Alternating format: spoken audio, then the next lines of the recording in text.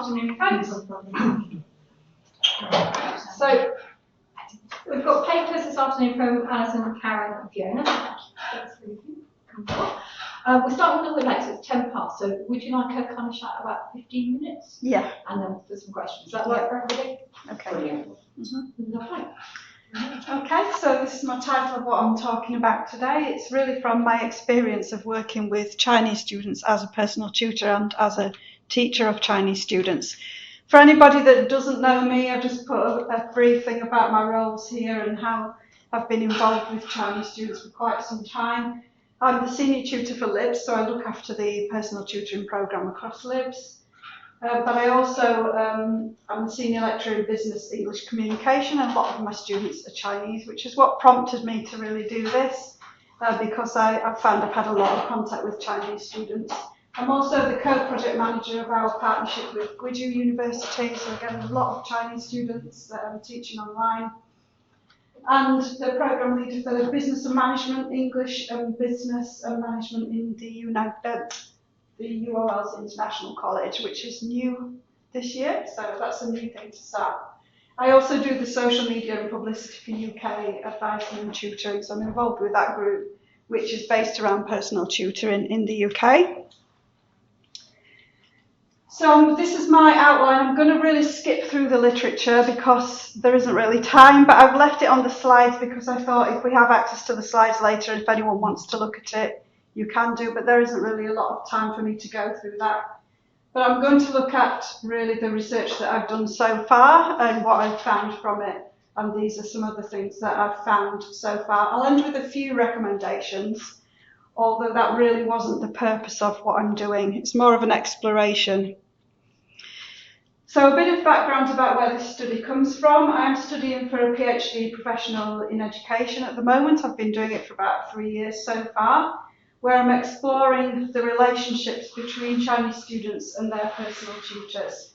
I'm doing an IPA study, which I'll explain a little bit about in a moment.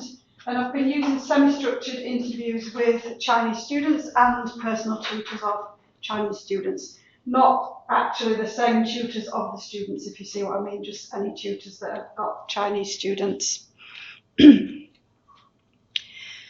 So what I've done so far is I've about finished the lit review, although I'm sure I'll be adding more things to it as I go through. I've interviewed 10 Chinese students, most of those twice, 3 personal tutors of Chinese students, 1 tutor at a Chinese university who tutors Chinese students there, and I did interview also a member of staff from the international office who just gave me some background information about what we tell students before they come here. I've put the data into NVivo, I've done the transcripts, and I've started to analyse them and identify themes, but that's as far as I've got at the moment, so there's still a lot of analysis to do, because the idea is that you go into it in more depth. There's a smaller sample size, but I'm hoping to get into it in more depth. And then finally, the writing up of the chapters. So just a little brief explanation about interpretative phenomenological analysis. If people are not familiar with that, it is a very qualitative study.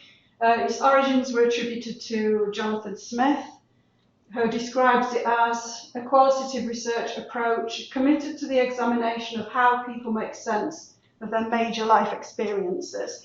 So this is really because I thought Chinese students coming to the UK from China is a major life transition, a major life experience. And so it tends to focus on things that are experienced with a capital E, if you like, as something that we can look at and find significant. So it's particularly suitable for this kind of study. So it has roots in 3 approaches: phenomenology, hermeneutics, and ideography. So it's all of those things combined. And it also explores convergence and divergence across a typically smaller sample size, which are purposefully selected. So I specifically wanted students who came from China, so not Chinese students that have lived here for some time, but Chinese students that have basically come from a university in China or from a college in China. Some of them weren't physically here because of the pandemic, so some of them were just studying online at the time that I spoke to them. But I was still able to get a sense of their experiences. So it is a smaller sample size. It's not really generalizable. It's more looking at specific cases. So what I'm saying today really is not something that I'm generalizing to all Chinese students. It's just basically what I've found from the few people that I have spoken to.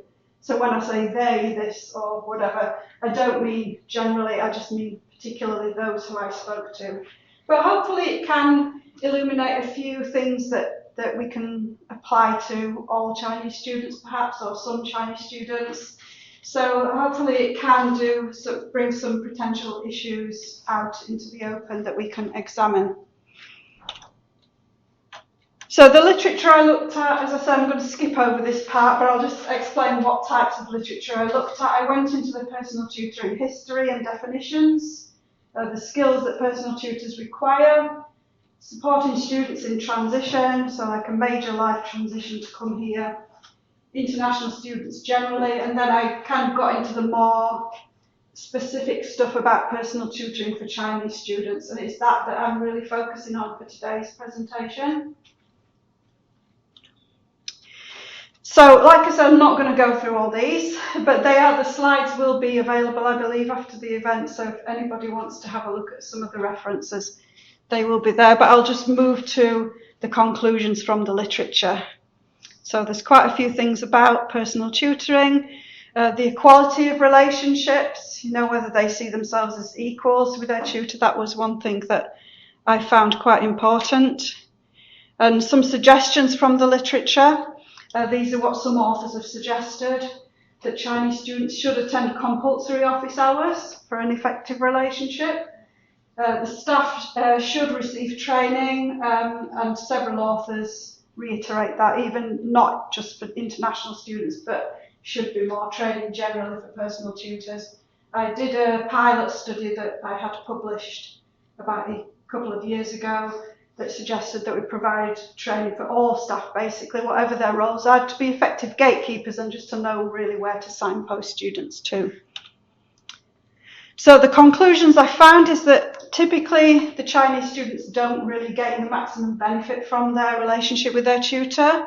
There is an imbalance of power, so they tend to see tutors as in a more kind of authoritative position. They're reluctant to ask for help. They obviously face some issues studying in the UK. This is international students generally, and it would be advantageous if personal tutors can be aware of these issues and may be able to help support students. And again, more call for staff training. So my specific questions are, how do they describe their experiences of personal tutoring? So I'm really into finding out how they describe it, how they feel about their relationships and their experiences with their personal tutors. And I'm thinking specifically today about comparison with how that is done in China. And how can our tutors actually support Chinese students better? So hopefully I'll get a few ideas about that. I've got some provisional themes that have come from the analysis I've done so far. I think there might be slightly too many. I might have to try and merge some of these a little bit, but this is initially what I've found so far. So the nature of the personal tutor-student relationship, so how close they are with each other, whether it's just a transactional relationship. They talked a lot as well about other supportive relationships that they have with either colleagues or staff. Barriers to the relationship, so what kind of things stop students from approaching their tutors. Their expectations. They also talked quite a lot about their worries, so I put that in because quite a few of them seemed to mention things that they were worried about. And obviously the cultural difference and the experiences of the culture that they have when they come here. So these are a few things that I've found that I could summarise so far. So in China, they tended to have a closer relationship with their personal tutors. China is obviously a high context culture, and relationship building is important, but they do tend to have a closer relationship. Some students describe their tutor as their friend, and they would even do leisure activities together, like I go to my tutor's house, I would play football and that sort of things. But on the other hand, the same student was describing the same person as their manager. So it was kind of a little bit of tension, I think, between are they a friend or are they a manager? In the UK, they tend to report lack of relationship or a very limited relationship with their personal tutor. I did also interview postgrad students whose personal tutor was their supervisor, and they tended to be closer in that relationship. Maybe because the power distance is less, because they're mature students, some of them, or maybe just simply because they see them more often because it's their supervisor as well. Some students didn't know even who their personal tutor was, so they volunteered to do an interview about their relationship with their personal tutor, but they didn't know who that person was. And often it's just transactional, so they'll just want a quick answer to a question, can you tell me this? And they'll expect a reply straight away. So I've put some quotes from students, because this was an IPA study, so there's a lot of actual quoting from what students have said. And so I've put a few things up here about what they've said that I thought was interesting. So these are from talking about their tutors in China and how close they feel to that person. So things like a friend, my teacher likes me very much, and that sort of thing. We play football together, we're friendly with each other, so that kind of close relationship there. There were a couple who talked about their relationships in the UK being close with their tutors.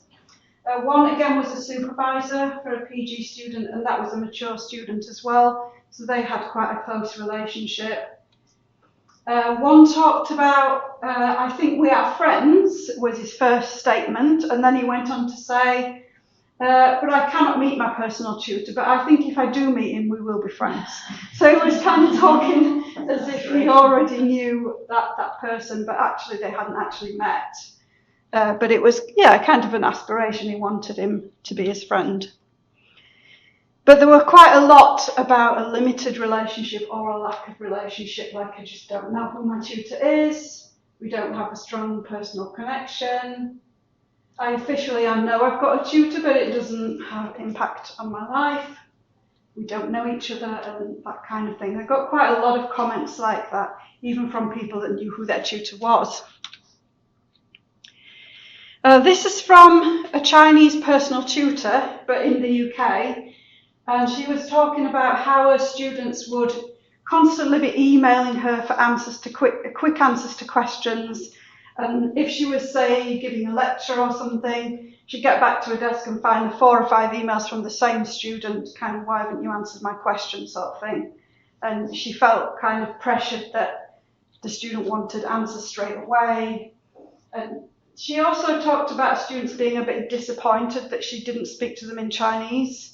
And she felt that they were kind of expecting her to be like a Chinese tutor and wanted that kind of relationship.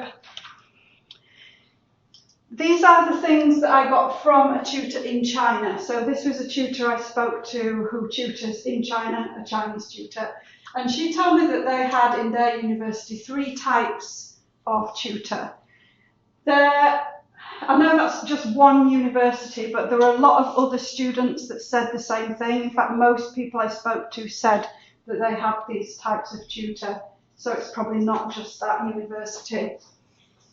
One she described as a class director. Some students call that a life tutor or a class manager, and they use different terms. These were her terms, not mine. She just made them up when she was speaking to me. And she said that they contact her about psychological issues, that the role was quite indistinct and that there's a kind of blurring of boundaries. She wasn't quite sure what the personal tutor role was. Students are not really sure either. It's kind of make it up as you go along, it seemed to be to me. She said that students would contact her any time of day or night and she would reply to them. So they'd have WeChat, if you're familiar with that, but it's like a messaging service, among other things. So she'd get messages from students at about 3 in the morning and she'd reply to them. She'd say, if I don't do that, it's like I'm rejecting them. She described it as a cold rejection. They would see it as that. They could complain about her and then she'd be in trouble. So she's like, I've got to answer these queries. They don't actually, the person I spoke to is an hourly paid tutor who really doesn't get paid for this job. It's a kind of extra thing. Then she also mentioned another 2 tutors, a political director who comes in and gives political lectures to students every so often, tells them how they should obey the government and that sort of thing. They'll go into the student accommodation, make sure it's tidy, and she said particularly the boys' rooms are often untidy, so they'll go in there and tell them to tidy up and that sort of thing. Yeah. So we had a bit of a laugh about that. And the academic tutor is probably something like our PhD supervisors or our dissertation supervisors, and that's quite a clear-cut role. So it's someone that just helps the student complete their dissertation, and the responsibilities there are really clear. The students are aware of boundaries, they only talk to them about their study. But what can vary is that it can be the same person as that first person in some cases, which I suppose muddies it up a little bit. But in a lot of cases, it's just that person is just for their academic study.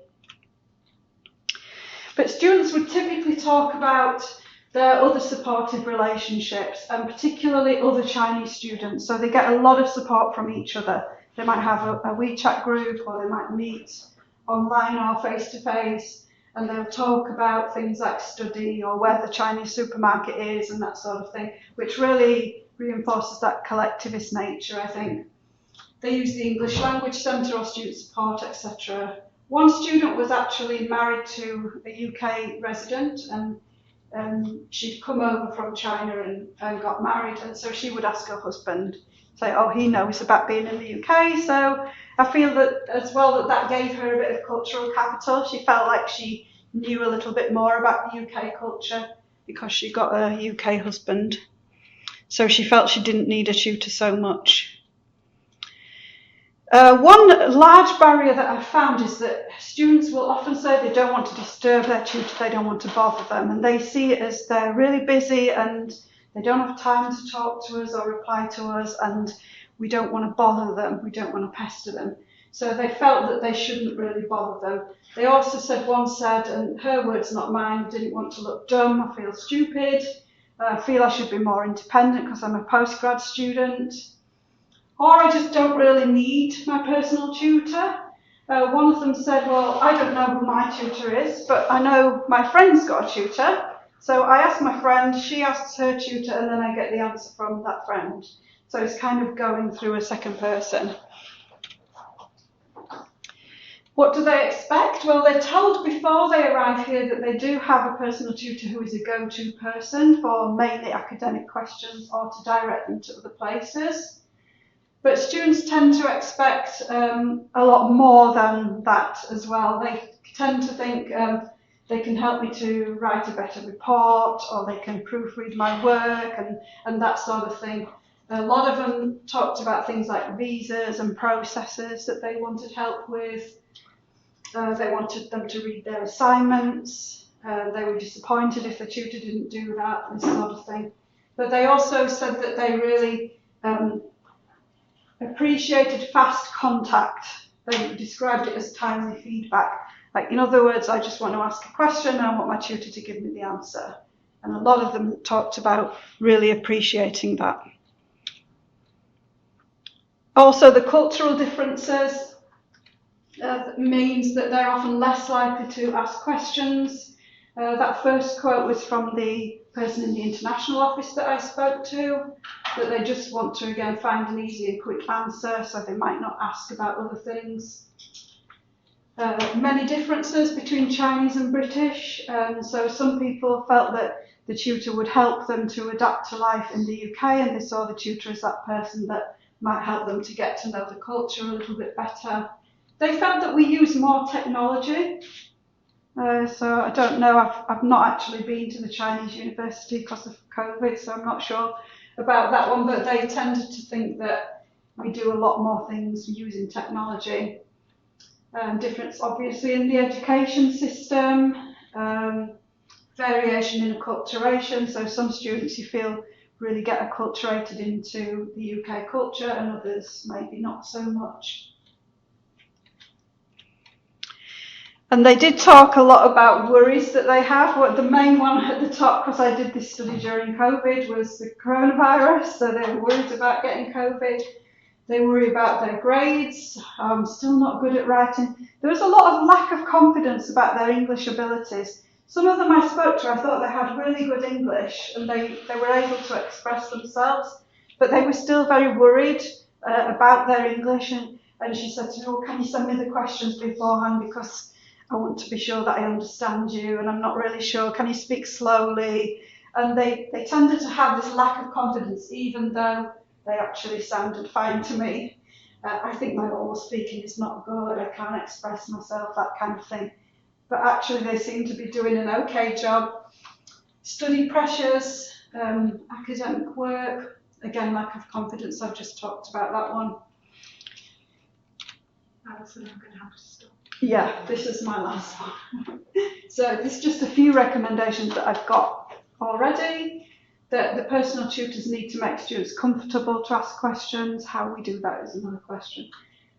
Outline the expectations, encourage them to see staff as equals, be proactive, be more proactive in reaching out to them, sensitive to cultural differences, and also I think maybe try and put them with tutors who also teach them, if that's at all possible, so that they can build a relationship with that person.